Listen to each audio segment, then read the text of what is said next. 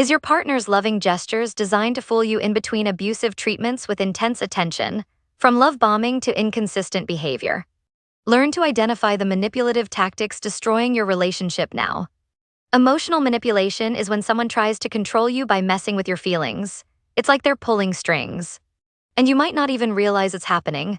It breaks down trust and makes you question your own judgment, which can be really damaging. So, what are some of the warning signs? First, watch out for an emotional roller coaster.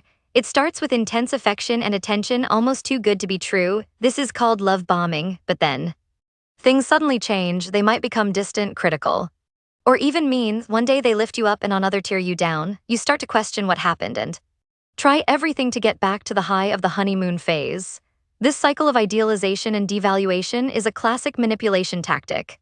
Second, it might be disguised as care. It starts with a partner giving you advice on everything such as your finances, career, friends. And slowly but surely the advice comes as more of a command. It seems concerned, but slowly turns into control. Maybe they isolate you from your family. They might say your family doesn't want you happy, or you're better off without them. This is a red flag because they are trying to weaken your support system.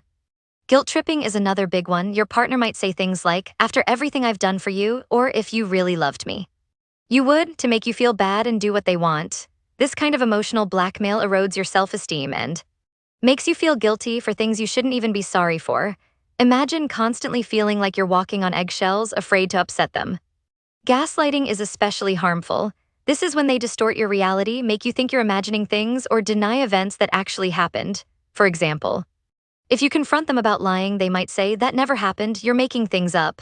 Or if you express your feelings, they might say, "You're too sensitive, you always overreact." It makes you doubt your sanity. They may exploit your insecurities. Maybe you're sensitive about your weight, and they make little jabs about it disguised as jokes. They might say things like, "I'm just teasing you," but it's meant to make you feel bad about yourself. They know your weak spots and they use them to control you. This can ruin your self-esteem.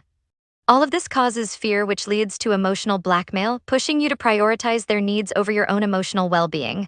They might say, "If you leave me, I don't know what I'll do," or "If you don't do this for me, I'll be very disappointed." You end up doing things you don't want to do just to avoid their reaction. You might feel trapped or pressured. You must create stability and security. Now let's talk about a common relationship pattern, the anxious avoidant dynamic. It is not about love. People with this pattern both want deep connections, but they also have some serious underlying fears that sabotages the possibility of establishing a healthy relationship. People with anxious avoidant, there is a history of trauma. The anxious partner craves closeness and reassurance. It stems from a fear of abandonment. They might constantly seek validation and become clingy. Any sense of distance sends them into panic mode. On the other hand, the avoidant partner values independence and has been this way since childhood. This pattern might cause them to see vulnerability as a weakness. They might shut down or withdraw when things get too emotional. In these relationships, the anxious partner might be on constant alert, trying to fix the avoidant partner's coldness.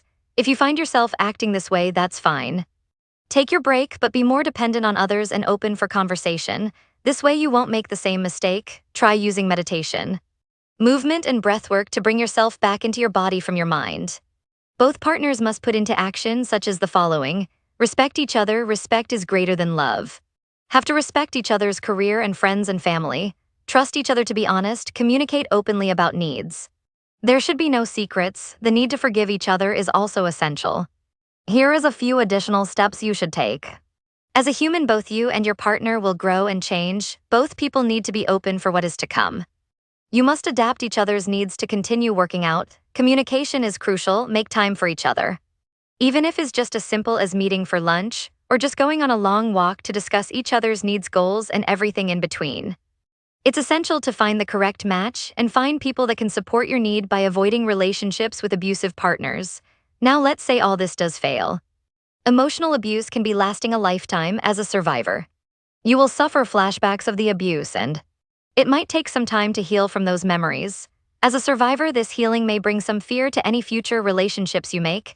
This step is important to take slowly, but surely. Healing is not a sprint, it is more a jog. Just as important, make time to take care of relationships with your friends and family after the abuse has been done. Support them and let them support you.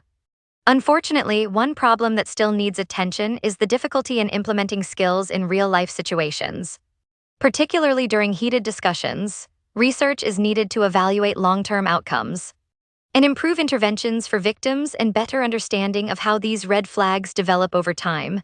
All these details were left undiscovered in this video. If you found this helpful, please like, share, and subscribe to stay tuned for more content. By doing so, you'll help us reach more people and share our knowledge with the world.